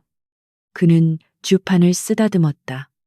이 녀석은 적어도 거짓말은 하지 않더군. 내가 노력한 만큼 숫자가 나오고 그 숫자가 우리를 먹여 살리니 말이오. 선우의 눈빛은 예전의 공허함 대신 삶을 살아내려는 의지로 반짝이고 있었다. 그는 스스로 양반이라는 껍데기를 깨고 나오고 있었다. 하지만 그들이 치러야 할 대가는 집안 내에서만 그치지 않았다. 선우가 상인 일을 배우기 시작했다는 소문이 퍼지자 양반 사회는 그를 철저히 배척했다. 길에서 마주친 옛 동무들은 부채로 얼굴을 가리며 그를 피했다. 에잉, 척상, 부모를 버리고 장사치 밑으로 들어가다니 선비의 수치로다. 그들의 수군거림은 비수가 되어 선우의 등을 찔렀다. 그는 하루아침에 폐륜아이자 상놈으로 전락해버렸다. 연하 역시 마찬가지였다. 사람들은 그녀를 지독한 여자, 시댁을 잡아먹은 며느리라고 불렀다. 장터에 나가면 안악들이 그녀의 뒤통수에 대고 손가락질을 했다. 저 여자가 그 여자야. 남편을 꼬드겨서 시부모를 내쫓았다지. 독하기가 살무사 저리 가라야. 승리자였지만 세상의 시선은 그들에게 차갑기만 했다. 유교 질서가 지배하는 조선에서 그들의 행동은 혁명이 아니라 반란으로 비쳤기 때문이었다. 어느 날 저녁 상단 일을 마치고 돌아오는 길에 선우는 술 취한 행인에게 멱살을 잡혔다. 이 불효자식아, 네가 사람이냐 행인은 선우의 얼굴에 침을 뱉었다. 연하가 나서려 했지만 선우가 그녀를 막아섰다. 그는 행인의 손을 뿌리치지 않고 가만히 그 모욕을 견뎌냈다. 욕하고 싶으면 하시오. 하지만 나는 내 아내를 지키기 위해 인간이 되기를 포기했소. 선우의 낮은 목소리의 행인은 기가 질려 물러섰다. 집으로 돌아온 선우는 마당 수도가에서 얼굴을 씻었다. 차가운 물이 모욕감을 씻어내렸다. 연하가 수건을 들고 다가와 말없이 그의 젖은 얼굴을 닦아주었다. 후회하십니까? 서방님 그녀의 질문에 선우는 연하의 손을 잡았다. 거칠어진 아내의 손. 그리고 이제 막 굳은 살이 박이기 시작한 자신의 손. 두 손이 맞닿아 있었다. 후회는 없소. 선우가 단단한 목소리로 대답했다.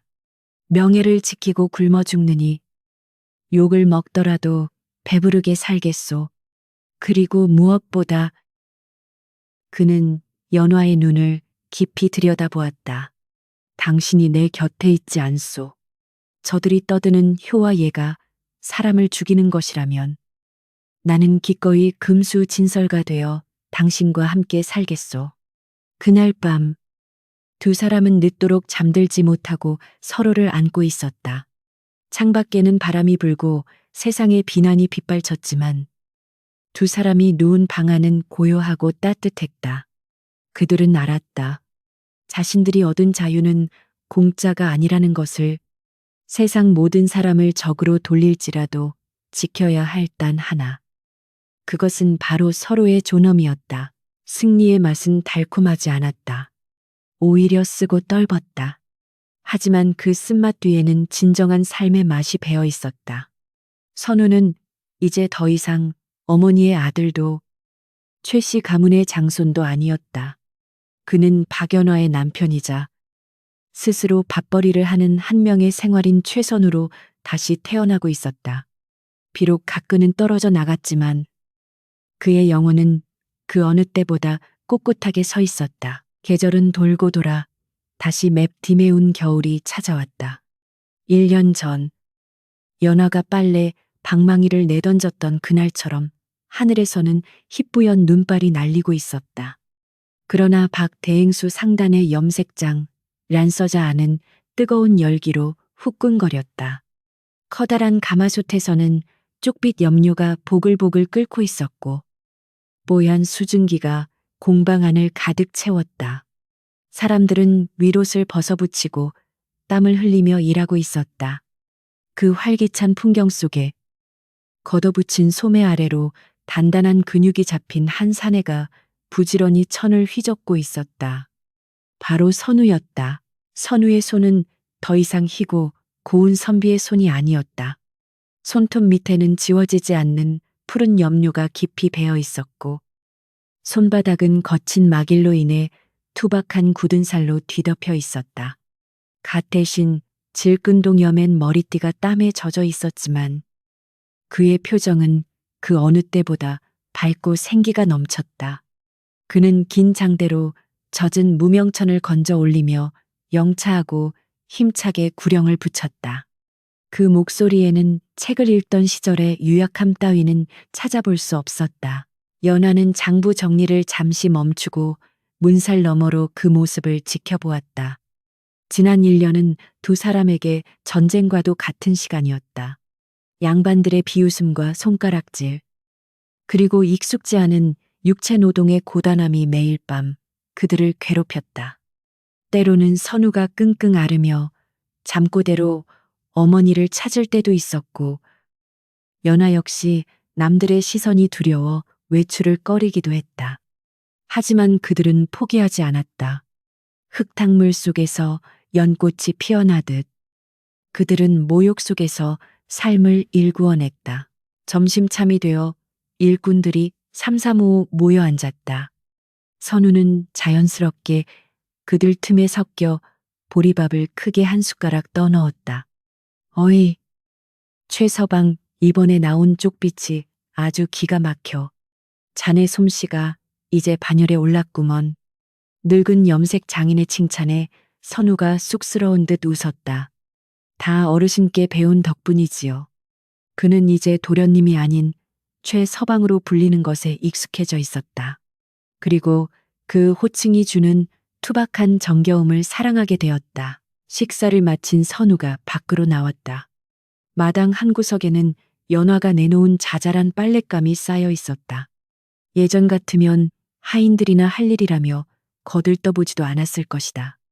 아니, 애초에 남자가 부엌이나 빨래터 근처에 가는 것은 법도에 어긋난다고 배웠었다. 하지만 선우는 주저없이 소매를 걷어붙이고 빨래터 앞에 쪼그리고 앉았다. 서방님, 뭐 하시는 겁니까? 그건 제가 나중에 하려고 놔둔 것인데. 연화가 황급히 달려와 말렸다. 하지만 선우는 빙그레 웃으며 고개를 저었다. 손이 꽁꽁 얼었는데 어찌 부인이 찬물에 손을 넣겠소. 내 손은 이미 물일에 익숙해져서 괜찮소. 그는 방망이를 집어들었다. 1년 전 연화가 분노에 차서 내던졌던 바로 그 도구였다. 하지만 지금 선우의 손에 들린 방망이는 억압의 상징이 아니라 아내를 아끼는 사랑의 도구였다. 탁, 탁, 탁. 경쾌한 다듬이질 소리가 겨울바람을 타고 울려 퍼졌다. 선우는 서툰 솜씨지만 정성을 다해 빨래를 두드렸다. 차가운 냇물이 손끝을 찔러왔지만 마음만은 훈훈했다. 그는 빨래를 하며 생각했다. 어머니가 시켰던 그 강제 노동이 얼마나 부당하고 고통스러운 것이었는지를 자신이 직접 겪어보니 비로소 연화가 느꼈을 모멸감이 사무치게 다가왔다. 그래서 그는 더욱 힘주어 방망이를 두드렸다.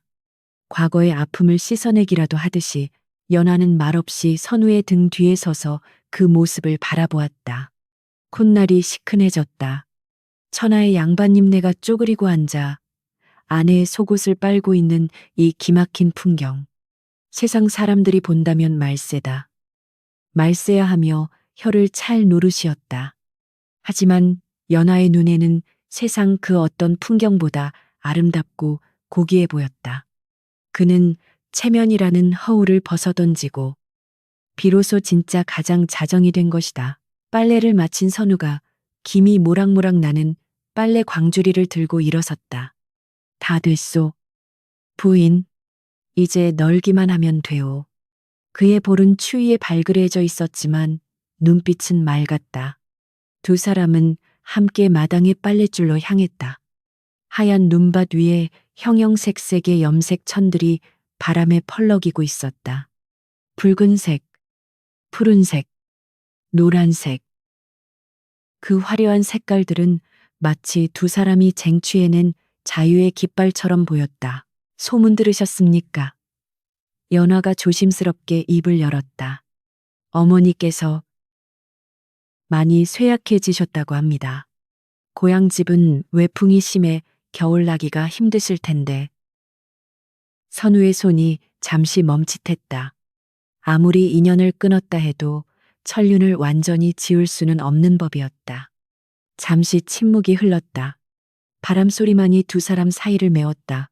사람을 시켜 땔감과 쌀을 좀 보내라고 했소. 선우가 담담하게 말했다. 하지만 찾아가지는 않을 것이요. 그것이 어머니를 위해서도 우리를 위해서도 좋은 일이라 생각하오. 용서는 했지만 잊지는 않았으니까. 그의 말에는 흔들림 없는 단호함이 배어 있었다. 그는 과거에 얽매여 현재를 망치는 어리석음을 되풀이하지 않을 것이다. 그것이 그가 찾은 중용 쫑룡이었다. 두 사람은 젖은 천을 털어 널었다. 팡! 팡하며 물기가 튀는 소리가 났다. 햇살이 눈부시게 쏟아져 내려 널어놓은 천들을 투명하게 비추었다. 선우가 연화의 손을 잡았다. 거칠고 투박한 두 손이 맞닿아 서로의 온기를 나누었다. 고맙소. 부인, 1년 전 그날 나를 데리고 도망쳐줘서 덕분에 나는 껍데기뿐인 삶에서 탈출할 수 있었소. 연화는 마주 잡은 손에 힘을 주었다. 저야말로 고맙습니다. 서방님, 제 손을 놓지 않고 여기까지 함께 와주셔서요. 두 사람은 서로를 바라보며 환하게 웃었다. 그 미소에는 어떠한 가식도 억압도 없었다. 그저 함께 밥을 먹고 함께 일하고 함께 늙어갈 동반자로서의 신뢰만이 가득했다. 바람이 불어와 널어놓은 천들이 춤을 추듯 휘날렸다. 멀리서 들려오는 마을의 소음도 사람들의 수군거림도 이제는 그들에게 아무런 상처가 되지 못했다. 그들은 자신들만의 단단한 성을 쌓았다. 땀과 노력, 그리고 서로에 대한 존중으로 지어진 성이었다. 선우는 다시 작업장으로 향했다. 자, 오후 일과를 시작해야지. 주문이 밀려 있어. 그의 뒷모습은 당당했다. 연화는 흐뭇한 미소를 지으며 장부를 다시 펼쳤다. 겨울은 여전히 추웠지만 그들의 계절은 이미 봄이었다.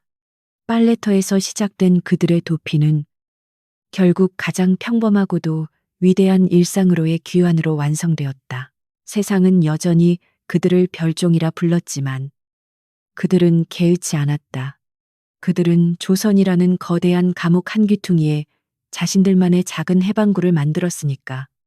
펄럭이는 오색 천 아래로 두 사람의 그림자가 길게 그리고 나란히 이어졌다. 그것으로 충분했다.